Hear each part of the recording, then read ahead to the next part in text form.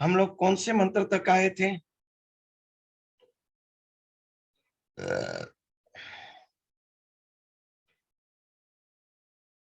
92 शायद।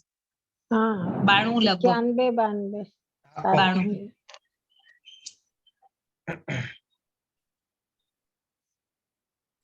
उस दानव ने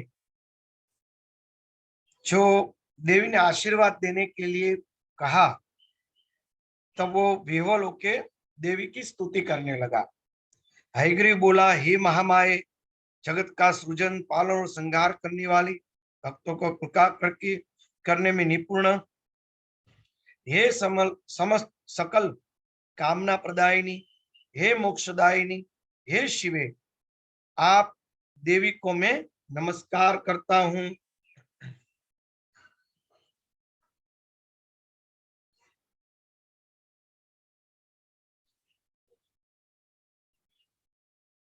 पृथ्वी, जल, तेज, वायु एवं आकाश, इन 5 भूतों का, महाभूतों का कारण आप ही है। गंध, रूप, रस, स्पर्श एवं शब्द, इन तत्वों का कारण भी आप ही है। हे महेश्वरी, नासिका, जिह्वा, नेत्र, त्वचा और कान, ये इंद्रिया तथा हाथ, पैर, वाक, लिंग, गुदा, ये इंद्रिया आपसे ही उत्पन्न होती है। तब देवी बोली कि तुम्हारा क्या अभिष्ट है, यानी कि तुम्हें क्या चाहिए? जो कुछ भी तुम्हारा अभिलषित वर हो, मांग लो, मैं उसे अवश्य पूर्ण करूंगी, क्योंकि मैं तुम्हारी अन्य भक्ति तथा अद्भुत तपस्या से अतिशय प्रसन्न हुई। यहाँ पे हम लोग चिंतन करेंगे। ये जो कथाएं हैं, उनको तत्व से हम लोगों को चिंतन करना है, शांति से चिंतन करें।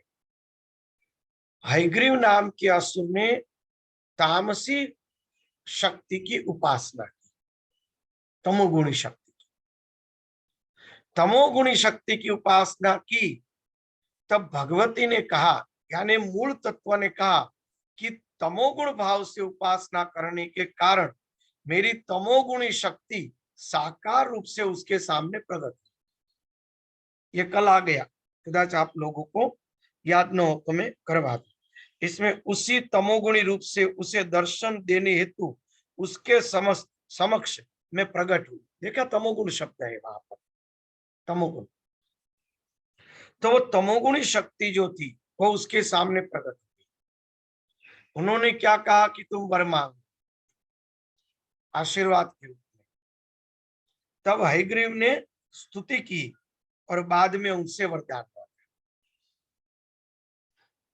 तो ये कोई जादूगर जैसी कोई प्रक्रिया नहीं है। जैसे जादूगर कोई माया जाल दिखाता है, उसी तरह से आपके सामने कोई देवी प्रकट हो गई। हम लोग ऐसी कल्पना में अपना जीवन व्यतीत करते रहते हैं, ऐसे पुस्तक पढ़ पढ़ के। मूल इसका विज्ञान क्या है, अनुभूत ज्ञान क्या है, उसके ऊपर हम जाए। तो कोई ऐसा नहीं, ऐसा ध्यान कर रहे थे, एकदम से देवी प्रकट हो गई, दंडवत प्रणाम किया, माँ भगवती आशीर्वाद दे दो। तो माँ भगवती जहां थी वहां से यहाँ आ गई, आशीर्वाद देके फिर अपने लोक में चले गई। ऐसा नहीं है। कहां से आई थी, कहां गई, वो कोई उल्लेख नहीं।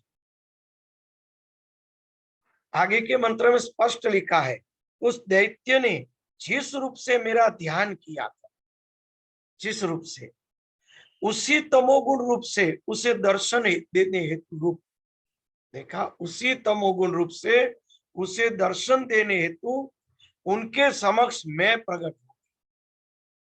तो गीता जी में तो भगवान कहते हैं कि अंत में तो सबको मैं ही हूं, मैं ही फल देने वाला हूं। यानी गीता जी के वो कृष्ण और यहाँ जिसको भगवती कहा, दोनों एक ही है, दो है ही। वहां उसको, यहाँ उसको मातृभाव से प्रकट किया, वहां उसको पितृभाव से प्रकट किया। तत्व वही है, जो सबको आशीर्वाद देने के लिए उसके भाव के अनुसार रूप धारण करके वो प्रकट होते हैं। एक तो ये बात आई। दूसरा, इसके सामने तमोगुण रूप प्रकट क्यों हुआ? क्योंकि उन्होंने उस समय दैत्य ने जिस रूप से उसका ध्यान किया, आराधना, जाकी रही भावना जैसे। और गीता जी में भी कहा है कि जो जो व्यक्ति जिन जिन भाव से जिन जिन देवताओं के रूप से उपासना करते हैं, उसके अंदर मैं ही उसको फल देता हूं। इन्होंने तमोगुण रूप से उपासना की, उसीलिए उसको तमोगुण का फल प्राप्त हुआ।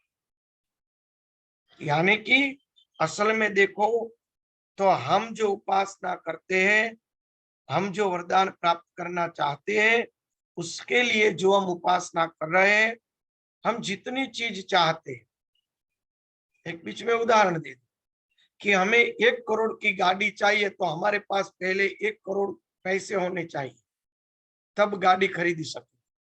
तो क्या होगा, बड़ा बिजनेस है तो 1 सप्ताह में पैसे आ जाएंगे, छोटा बिजनेस है तो 1-2 बरस में पैसे इकट्ठे होंगे, बहुत कमजोर आदमी है तो पूरा जीवन भी निकल जाएगा। उतने जब तक पैसे इकट्ठे नहीं हुए, तब तक आपके पास वो गाड़ी नहीं आई। वो गाड़ी क्या है, वो आपकी मेहनत और आपके जो पैसे इकट्ठे किए थे, उपार्जन, उसका परिणाम है गाड़ी। वो गाड़ी लंबे समय तक, जब तक वो गाड़ी की आयुष्य आपको सुख देगी। तो तपस्या भी वैसी वस्तु है। आपको कैसा वरदान चाहिए, जिस प्रकार का आपको वरदान चाहिए, उतनी आपको तपस्या करनी पड़ेगी। और तपस्या में भी आपको जितनी तीव्रता, बहुत सूक्ष्म सोचने जैसी बात है, तो उतनी तीव्रता, जितनी आपके अंदर तीव्रता यानी एकाग्रता होगी, उतनी जल्दी से वो वस्तु प्राप्त होगी। और जितनी तीव्र तपस्या होगी, कठोर तपस्या होगी, वो इतनी वस्तु जल्दी से प्राप्त होगी। वो वस्तु कौन लाएगा, तो वो आपका तपोबल,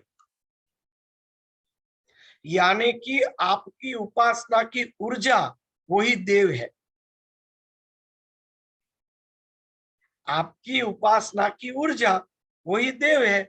इनकी ऊर्जा अपने, जो अपना स्वार्थ था, उसका जो लक्ष्य था, वो साधने जितनी ऊर्जा उत्पन्न हो गई, तो वो ऊर्जा आकृति धारण करके उसके सामने प्रकट हो गई और वरदान देके अदृश्य हुई, यानी कि वरदान के रूप में वो अभिव्यक्त हो गई।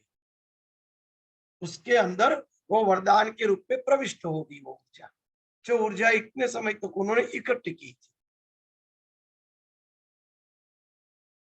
वही हुआ ना,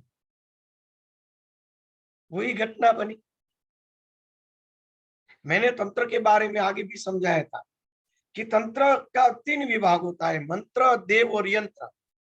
तो जो मंत्र यानी उपासना करेंगे, उससे जो ऊर्जा उत्पन्न होगी वो देव है, और ऊर्जा को जहां स्थापित किया जाएगा वो यंत्र है। तो इन्होंने यंत्र में स्थापना करने के बदले वरदान के रूप में उसको उपयोग कर लिया, किसी जगह स्थापित नहीं की, वरदान के स्वरूप में उन्होंने उसका उपभोग कर लिया। ये पूरा का पूरा इसका विज्ञान समझने जैसा। हम लोग क्या करते, कथा के रूप में लेके आगे चले जाते, बराबर कि कोई असुर था, उन्होंने घोर तपस्या की, बहुत ही पवन चला, बारिश गिरी, पूरे शरीर हड्डियां हो गई। फिर एक दिन माता जी प्रकट हुई सिंह के ऊपर, सिंह गरज रहा था, माता जी ने उसके ऊपर प्रकाश दिया, उन्होंने आंखें खोल दी, मांग लो वरदान। उन्होंने मांग लिया वरदान, माता जी फिर प्रकाश से चली गई। मगर ये विज्ञान क्या है, ये तो एक फिल्म जैसे हमारे अंदर कल्पना चल रही थी। तो हम क्या सोचेंगे, हम भी पर्वत के ऊपर ऐसे बैठ जाएंगे परसों तक और माता जी सामने प्रकट हो जाएगी। हम ये सोचकर भजन करते, फिर निराश हो जाते हैं, क्योंकि हमारे सामने कोई चीज आती नहीं है, तो निराश हो जाते। आपने कोई एक अनुष्ठान किया और उसके फलभूत आपने जो संकल्प किया था वो संकल्प पूरा हो गया, यानी कि वो आपको वरदान मिल गया उस देव के पास। आज कोई कोर्ट केस हुआ या बिजनेस में कोई परेशानी हुई, तो उस समय आपने कोई अनुष्ठान लिया, कोई जप चालू किया, कोई मंगत रखी, तो तुरंत ही 1 वर्ष में, 6 महीने में, 2 वर्ष में आपको परिणाम मिला। तो परिणाम मिल गया, वो क्या था? अगर वो देवता देने में समर्थी थे तो केवल उसको वंदन करने पर उन्होंने क्यों न दे दिया? केवल आपने वंदन किया तो उन्होंने क्यों नहीं दे दिया? क्यों आपको इतने समय, 6 महीने, 1 वर्ष, 2 वर्ष आपको उपासना करनी पड़ी, अनुष्ठान करना पड़ा, जप करने पड़े, कोई नियम और मंगत रखनी पड़ी, तब क्यों मिला? यानी कि देव भी देने में समर्थ नहीं, आपकी उपासना, यानी कि आपके ही कर्म का फल है।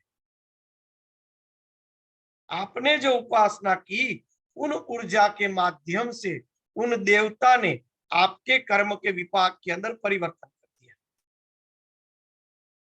आपको जो प्राप्त नहीं होने वाली या तो बहुत देर से होने वाली वस्तु थी, उसको आपको प्रदान कर दिया, तुरंत प्रदान कर दिया, लंबे समय के बदले कम समय में प्रदान कर दिया।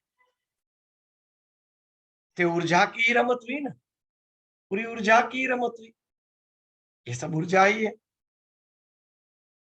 तो ये जो असुर था, उन्होंने भी क्या किया? उन्होंने वर्षों तक तपस्या की, तमोगुणी भाव से तपस्या की, दृढ़ संकल्प करके। तो उसके परिणाम रूप उसका जो तमोगुण था, वो तमोगुणी देवी के रूप में प्रकट हो गया, और उसी देवी ने उसको वरदान देके, वरदान के रूप में उसके अंदर प्रविष्ट हो गई। और यही प्रक्रिया है।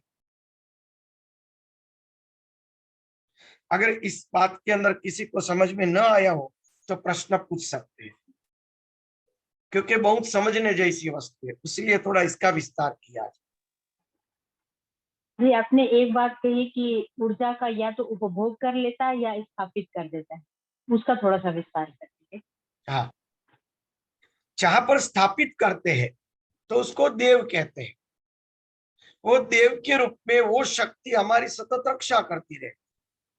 आपने कोई विशेष सकामता नहीं रखी, विशेष कोई ध्येय नहीं रखा, तो आप जो उपासना कर रहे हो, वो उपासना आप कहाँ स्थापित करेंगे?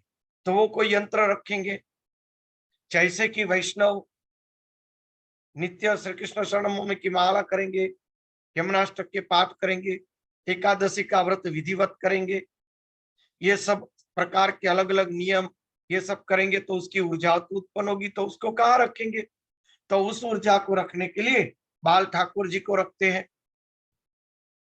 तो बाल स्वरूप जो है वो यंत्र है, तो उस यंत्र के अंदर आपकी ऊर्जा स्थापित होती जाएगी, और वो बाल स्वरूप क्या करेगा? आपको आपके मूल स्वरूप की ओर आकर्षित करेगा, आपको भोग और मोक्ष दोनों प्रदान करेंगे। तो पूरा विज्ञान हो गया ना। तो वो आपने ऊर्जा एक जगह स्थापित की, क्योंकि आपका कोई विशेष संकल्प नहीं, आप तो आजीवन उपासना कर रहे हो। उपासना आपका एक जीवन का एक पहलू बन गया है, जैसे जागना, सोना, खाना ये सब है, ऐसे एक स्वाभाविक आपका जीवन बन गया है उपासना। तो उपासना की ऊर्जा कहाँ जाएगी? तो ऊर्जा कहीं फट न जाए, गलत जगह न चली जाए, इसलिए ऊर्जा को कहीं एक जगह स्थापित की जाए अपने इष्ट देव के रूप में।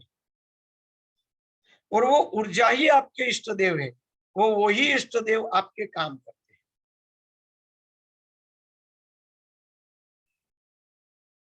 अब हम जाए पुरानी कथाओं के ऊपर, जो अनेक वर्षों के आपके अंदर प्रश्न उठते हो।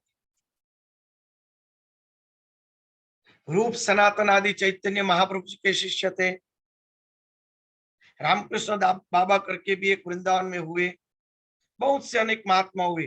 वो इतने बड़े सिद्ध थे, इतनी बड़ी ऊंची अवस्था में थे कि भगवान का बाल स्वरूप नित्य उसके साथ रहता। तो सबके पास व्यक्तिगत अलग अलग स्वरूप रहता था, और वो अलग अलग प्रकार के स्वभाव से अलग अलग प्रकार की लीलाएं करता रहता था। तो वो बाल स्वरूप क्या था?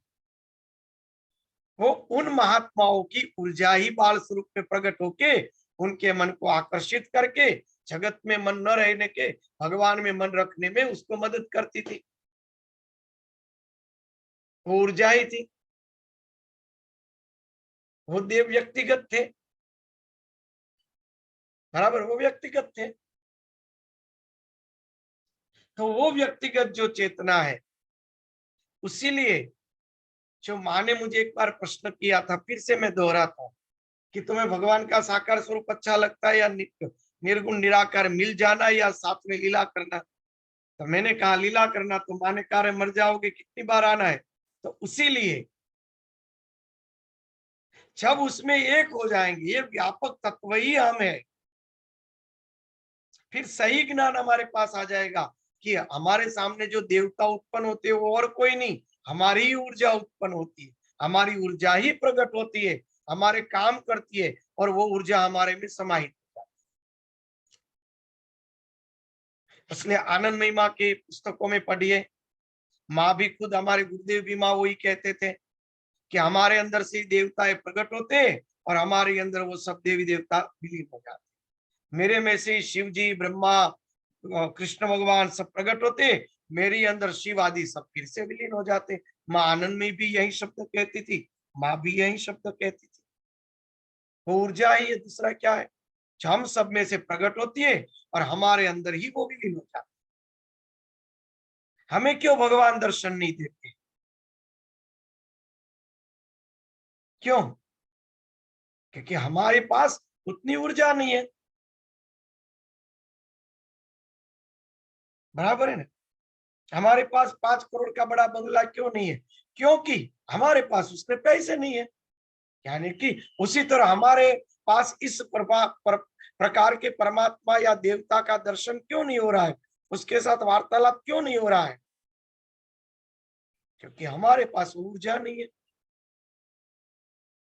इसलिए माँ कहती थी कि पानी में पानी मिलता है, दूध में दूध मिलता है, तुम भगवान जैसे हो जाओगे तो भगवान मिल जाएंगे। गुजराती में वाक्य है, मैंने उसका हिंदी कर दिया।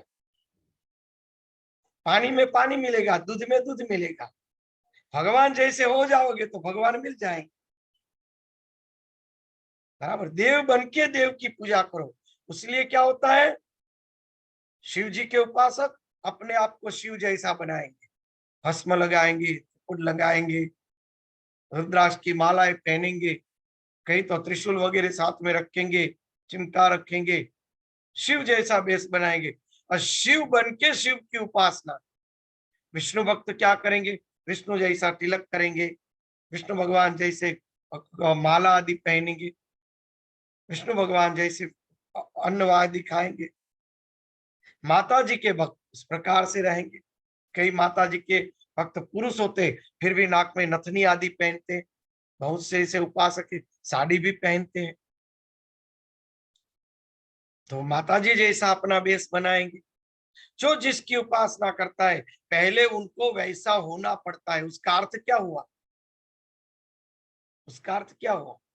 आपको भूत प्रेत चाहिए, आपको पिशाच आदि की उपासना करनी है, श्मशान में जाना पड़ेगा, गंदी चीजें खाना पड़ेगा, गंदा व्यवहार करना पड़ेगा, तब आपको पिशाच भूत प्रेत आदि सब मिल जाएंगे, क्योंकि आप वैसे हो गए। देवों की उपासना करनी है तो पवित्र होना पड़ेगा, पवित्र व्यवहार करना पड़ेगा, प्रसन्न चित्त से रहना पड़ेगा, तो देवता प्राप्त हो जाएंगे। यह हमारे अंदर से ही उत्पन्न होने वाली ऊर्जा है, दूसरा कुछ नहीं, बराबर है? वही है, दूसरा कुछ नहीं है। हमारे अंदर से ही उत्पन्न होती है और हमारे ही अंदर वो सब विलीन हो जाती है। वो सब हमारी ही शक्तियां है, भगवान दूसरे कुछ नहीं। इसलिए व्यापक में पहले विलीन हो जाओ, अपने आप पता चल जाएगा कि हम सब में से उत्पन्न होने वाली ही ये सब ऊर्जा है, दूसरा कुछ है ही नहीं, बराबर है? वही है। तो फिर दूसरी बात आई, तो ये मंदिरों आदि में जाना वो क्या है? आप लोगों को प्रश्न हो ना हो, मैं प्रश्न करके देता हूँ कि सोमनाथ में जाए, द्वारका में जाए, ये सब क्या है? तो जिस प्रकार से कोई व्यक्ति अपने तपोबल से आशीर्वाद और श्राप कृत्या उत्पन्न करता है, कृत्या, जैसे दुर्वासा ऋषि बड़े क्रोध में आ गए, अपनी छटा को फेंकी और उससे कृत्या उत्पन्न हुई और उस पूरे गांव को जलाकर भस्म करने लगी। आता है ना कथाओं में। तो कृत्या क्या क्या कि वो अपने तपोबल से ऐसे देव उत्पन्न करते, वो देव उस प्रकार का कार्य करते। तो ऋषि लोग क्या करते थे, ये शिवलिंग आदि की स्थापना करके अपनी ऊर्जा को स्थापित कर देते थे वहां पे। तो अनेक लंबे समय तक वो ऊर्जाएं हम लोगों का शिव के रूप में काम करती है।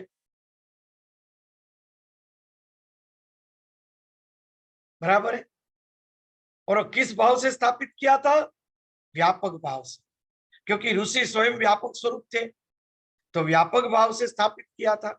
इसलिए आजकल लोग क्या करते हैं, भाई प्राण प्रतिष्ठा करनी है तो कोई महापुरुषों को, संतों को, ऐसे विद्वानों को साथ में रखो, उनके हाथों से प्रतिष्ठा करवाओ। उसका अर्थ क्या हुआ, क्या अर्थ, कि वो ऊर्जा को स्थापित किया जाता है। वो ऊर्जा जैसे वो कृत्या काम करती है, वैसे देव रूपी ऊर्जा जो उन्होंने स्थापित की वो काम करती है। बराबर काम करती है। वृंदावन के एक मंदिर के अंदर प्रसाद भगवान को धराना भूल गए, बंटा जी रखना भूल गए, ठाकुर जी पूरी रात भूखे बैठे रहे। तो इतने मंदिरों में बंटा जी रखे तो वहां जाके क्यों नहीं खा लिया। सोचने जैसी बात है ना। तो बंटा जी वो प्रसाद रखना भूल गया था। आती है ना ऐसी कथाएं आती है। फिर सपने में आए कि तुम बंटा जी भूल गए, मैं आधी रात को भूख लगी है।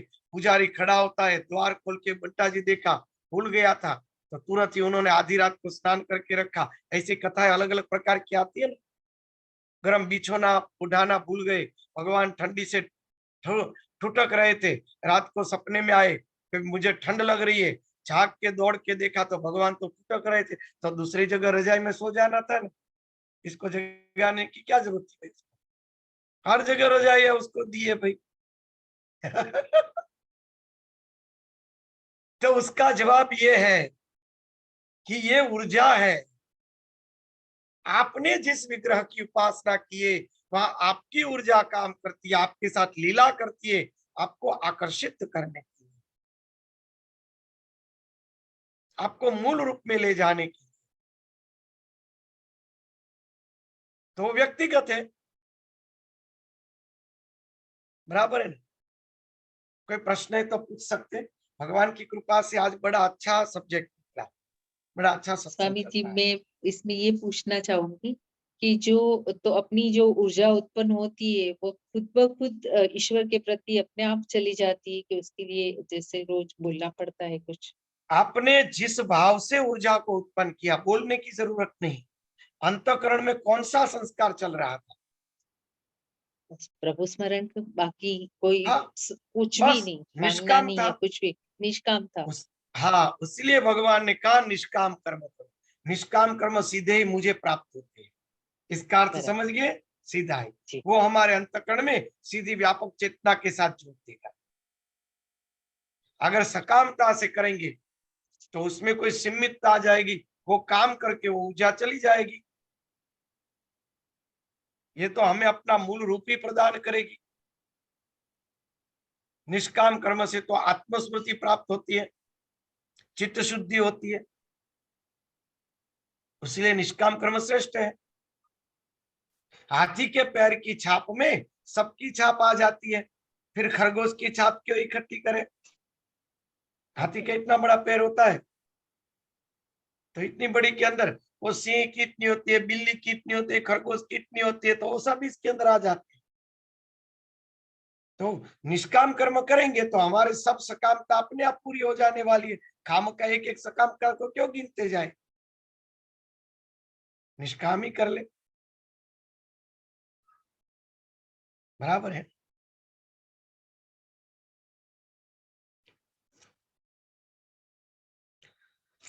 सकाम और निष्काम में कितना फर्क है। सकाम यानी टेम्पररी नौकरी और निष्काम यानी परमानेंट नौकरी। टेम्पररी, वो प्रोजेक्ट दिया है कि भाई इतना रिपेयरिंग काम हो जाए तो पैसे चुका दो, काम खत्म, तुम तुम्हारे घर हम हमारे। बाकी तो परमानेंट यानी हमारी ऑफिस के अंदर कोई भी प्रकार का काम हो तो आपको ही करना पड़ेगा और आपको आदमी लेना पड़ेगा, हमें जो भी हो। जब तक ये कंपनी रहेगी तब तक वो करार हो जाएगा परमानेंट।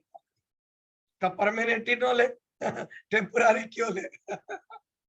वो तो कहेंगे मेरा बच्चा पास हो जाए, तो बच्चा पास हो गया, काम खत्म हो गया। फिर से सोचेंगे अरे भैया मेरी अच्छी नौकरी मिल जाए, नौकरी मिल गई तो फिर से काम खत्म हो गया।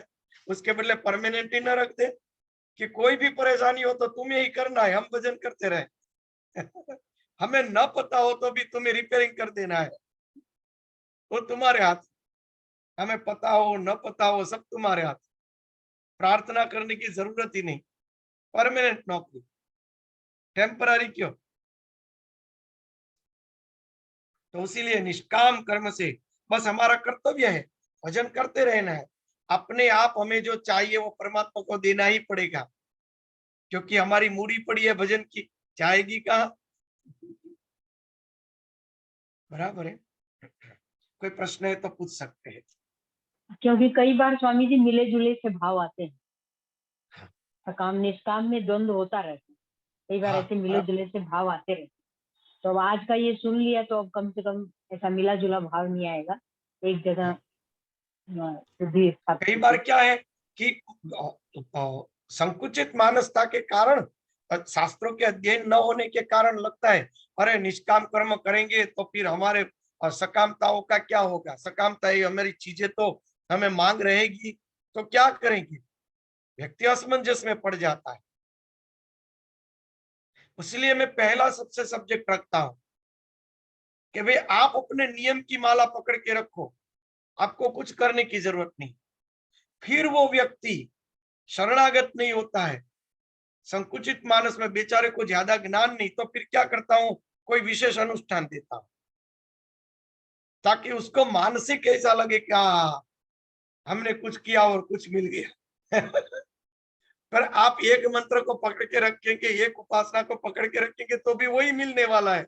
कोई फर्क नहीं, अंत में तो आपकी ऊर्जा ही काम करेगी, दूसरा कुछ नहीं, ऊर्जा ही काम करती है। बराबर है। और कोई प्रश्न है तो पूछ सकते हैं।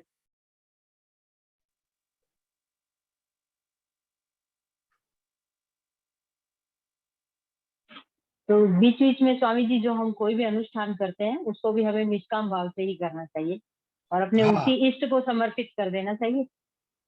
हाँ, तो बहुत बढ़िया रहेगा। बैंक में हमने पैसे रखे हैं तो उसका ब्याज मिलेगा, ब्याज अगर उपयोग नहीं करेंगे तो चक्रवर्ती ब्याज हो जाएगा, क्या दिक्कत है? क्यों ब्याज उपयोग कर लेना भाई? चक्रवर्ती ब्याज बनाते रहो, अभी यूज नहीं है तो बड़ा बड़ा चक्रवर्ती ब्याज होता जाएगा।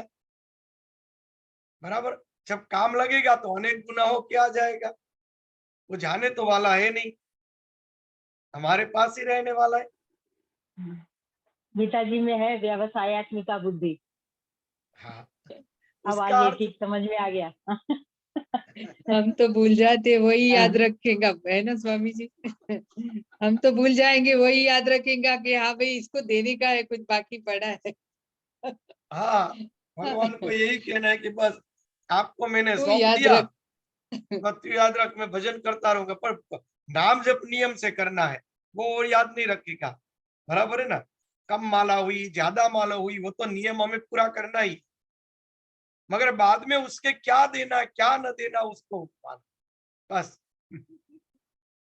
उसको दे दिया। चलो आज अच्छा सत्संग रहा। और कोई प्रश्न है?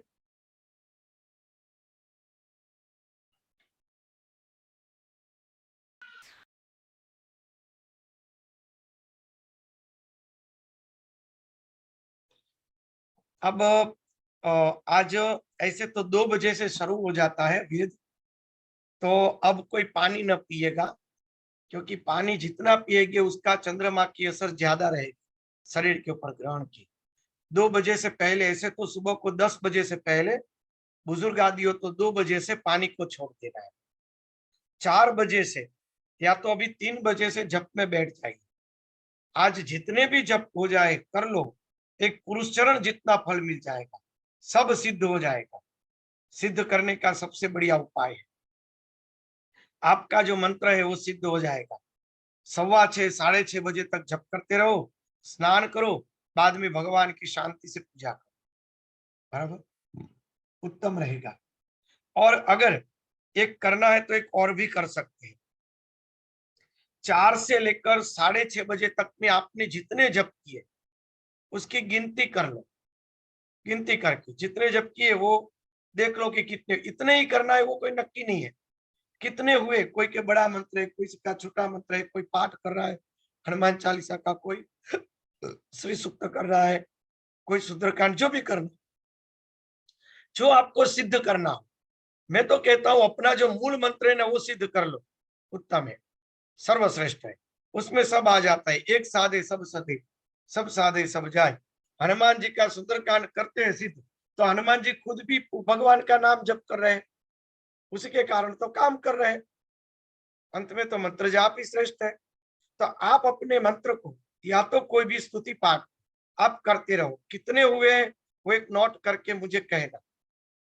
तो उसका आपको दशांश हम कैसे करना है, उसकी विधि कैसे करनी हो मैं बता दूंगा। न भाई बीज के बाद 5वीं तक आसपास जब भी आप फ्री हो, उसका दशांश यज्ञ, तर्पण, मार्जन वो सब कर लो, वो वस्तु आपकी सिद्ध होगी। जो भी सिद्ध करना हो आप, बराबर है, जो सिद्ध करना हो तो अपना जो मंत्र है उसी को और सिद्ध कर लो। मैं तो यही कहता हूँ, फिर भी किसी को कोई आशा है तो वो कर लो। बोलिए। लाभ बापू पंचमी मतलब तक केवल स्वामी जी? आज के ही मंत्र? केवल आज 4 से 6:30 बजे तक जो करना है अच्छा, वो तो फिर एक भाई बीज के बाद बापू क्या करना है? आपने कहा भाई बीज के मार्जन बाद में उसका दशांश होम कैसे करना वो सिखाऊंगा। जिन्होंने जिस प्रकार की उपासना की है वो मुझे बताएं कि हमने इस प्रकार की भले मुझे मंत्र न बताओ, अपना अंगत रखो। हाँ पर कोई ने हाँ हनुमान चालीसा का किया है तो कहो कि हनुमान चालीसा। सुंदरकांड का कैसे यज्ञ करना है तो सुंदरकांड का। आप कहेंगे कि मैंने कोई भी एक देवता का मंत्र किया है, मैं नहीं बताऊं, कोई दिक्कत नहीं।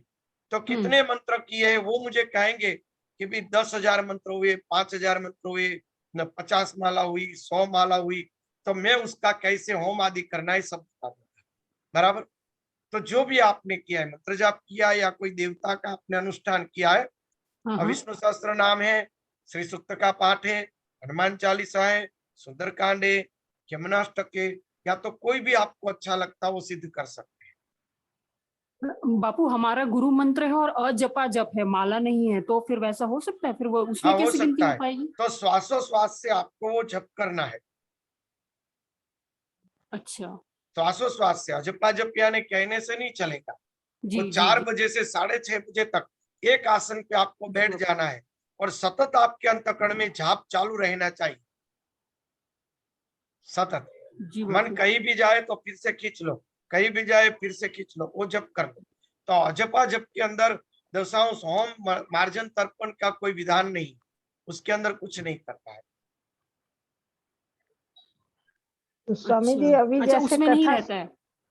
हाँ बोलो। हाँ, बोलिए हाँ, आप दीदी। हाँ, लतिका दीदी आप कहिए। बापू मतलब अजपा जप में कोई अनुष्ठान और उसका फिर वो नहीं है, आप तर्पण और जो भी कह रहे हैं? ना, क्योंकि अजपा जप वो श्वासोश्वास की प्रक्रिया है, अंतःकरण से उत्पन्न होने वाली वो अच्छा संवेदना है, उसी को अजपा जप कहते हैं। अच्छा वो संवेदना है, उसमें हाँ हाँ संवेदना पकड़ दी है, तो वो ज्ञान स्वरूप है, इसीलिए उसको ज्ञान में लिया गया है। अच्छा। पर आपको कोई मंत्र सिद्ध करना है तो मंत्र लेकर आप काम कर सकते। तो अलग से कोई मंत्र या फिर गुरु मंत्र ही चल जाएगा बापू? अब गुरु मंत्र चलेगा मगर वो अजपा जप का अर्थ अलग होता है। अजपा जप वस्तु अलग है और गुरु मंत्र वस्तु अलग है। गुरु मंत्र में जो आपको मंत्र दिया है वो मंत्र हाँ आपको करना है। हाँ अजपा जप यानी कि बिना जपे जो अंदर जो एक संवेदना प्रकट हो रही है उस संवेदना को पकड़ लेना, वो अजपा हो गया कि बिना अच्छा जपे ही अंदर की संवेदना को पकड़ना है। वो अजपा जप हो गया। अच्छा फिर उसमें उसको शब्द के नाम वर्णित करते, कोई सोहम आदि को अजपा जप नाम देते थे, कोई ओम को अजपा जप नाम देते थे, कोई ऐसा नाम देके कोई अगर कहा है मंत्र तो वो जो है वो शब्द वाला हो गया, तो वो अजपा उसको बनाना पड़ेगा। तो उसके लिए आप 4 से 6:30 बजे तक बैठ जाओ और उस मंत्र का आप दशांश होम तर्पण वगैरह कर सकते हो, बराबर, वो कर सकते हो। अच्छा ये ठीक है। प्रमिला दीदी कुछ कहना चाहते थे। हाँ स्वामी जी, आज वो कथा सुनने जाने वाले थे, तो फिर एक आसन पर बैठ के कैसे करेंगे? तो कथा में कितने बजे जाने वाले हैं? अब बस जाएंगे, क्लास के बाद, सत्संग तो के वहीं बाद पर जाएंगे। कथा 6:30 बजे पूरी होगी ना, जी तो बस 4 से 6:30 बजे कथा में चलना तो है नहीं, जहाँ पे जी बैठे सो बैठे, जी ठीक चाहेंगे तभी से आपको आसन मिल जाएगा, जी बराबर है ना। जी तो वहीं पर वो जप चालू रखिएगा, कथा सुनते रहिएगा। बहुत अच्छी बात है कि कथा के कारण मन कहीं और जाएगा नहीं और जप शुरू रहेगा, और कथा में तो देवताओं का निवास होता है, जी, वो बहुत ईश्वर अच्छी भाई बात। की जो आपने बताया था, उन्हीं की शिव पुराण कथा में जा रहे हैं। हाँ मैं समझ गया, जी ईश्वर भाई शास्त्री जी की यहाँ, जी जी बढ़िया। तो तो जो भी आपका स्वामी मंत्र जी सिद्ध करना है उसको पकड़ के रखो। हाँ माँ, घर पे माला करते करते कथा कान से सुनते रहे तो चलता है ना? चलेगा, माला करते करते कथा सुन सकते, ऑडियो वीडियो कोई दिक्कत नहीं है, कथा सुन सकते, उसमें दिक्कत नहीं। भगवान में मन रहे ऐसी प्रवृत्ति करनी है। भगवान की पूजा नहीं हो सकती है, अभिषेक आदि होम आदि नहीं हो सकता है, बाकी मंत्र जाप श्रवण पाठ हो सकता है, उसमें कोई दिक्कत नहीं। किसी का कोई प्रश्न?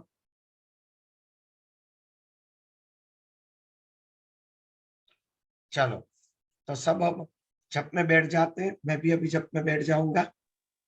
हरी चलो जी।